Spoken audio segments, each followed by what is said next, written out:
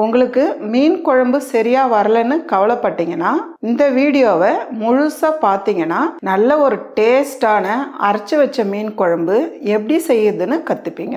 சூடான சாதத்துல இந்த மீன் குழம்பை ஊத்தி சாப்பிட்டு பாருங்க, ரொம்பவே அட்டகாசமா இருக்கும். இப்போ ரொம்ப ஈஸியா எப்படி செய்யுதுன்னு பார்க்கலாம். இப்போ ஒரு மிக்ஸி ஜார் வச்சுக்கலாமா. 3 பெரிய வெங்காயம் பெரிய சைஸாவே கட் பண்ணிருக்கேன், இதில் சேர்த்துக்கலாம். இது கூடவே 1 டீஸ்பூன் அளவுக்கு மிளகு சேர்த்துடலாம், 1 டீஸ்பூன் அளவுக்கு ஜீரகம் சேர்த்துடலாம். இது 3 சேர்த்து ரொம்ப நைஸா அரைக்காதீங்க, ஓரளவுக்கு கொரகொரப்பா அரைச்சு எடுத்துக்கலாம். இப்போ ஒரு கடாய் வச்சுக்கலாமா.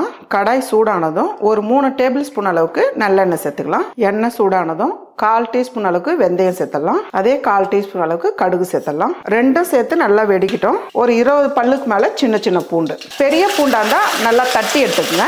ஒரு 100 கிராம் நறுக்கி வச்ச சின்ன வெங்காயம் இதை சேர்த்துக்கலாம்.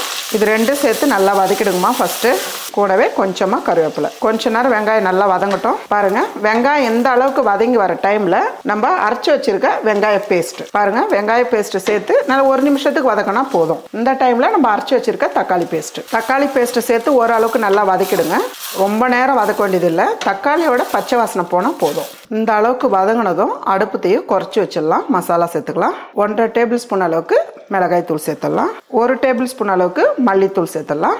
கொஞ்சமா ஜீரகத்தூள் சேர்த்துடலாம். 1/4 டீஸ்பூன் அளவுக்கு மஞ்சத்தூள். இது கூடவே 1 டீஸ்பூன் அளவுக்கு வீட்டில் அரைச்சிருக்க குழம்பு மிளகாய் தூள் சேர்த்துக்கலாம். நான் ஒரு பெரிய நெல்லிக்காய் சைஸ் புளி எடுத்து நல்லா தண்ணியா கரைச்சி வடிகட்டி வச்சிருக்கேன். தண்ணியா எடுத்துட்டீங்கன்னா எக்ஸ்ட்ரா தண்ணி சேர்க்க வேண்டியது வராது. பாருங்க, இந்த அளவுக்கு நல்லா தண்ணியா கரைச்சி எடுத்து வச்சுக்கோங்க. கூடவே தேவையான அளவு உப்பும் சேர்த்துடலாம்.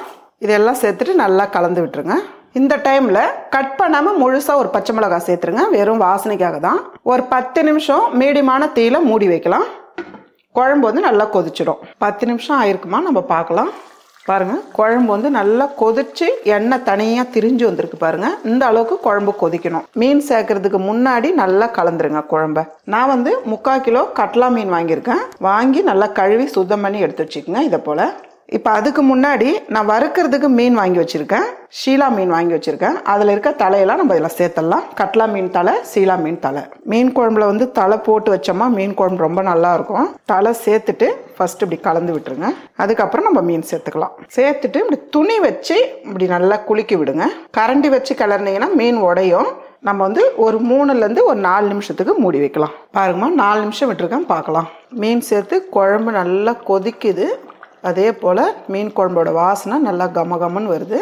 மீன் உடையாமல் இருக்குது பாருங்கள். கிளறும் போது இப்படி பார்த்து கிளறி விடுங்க.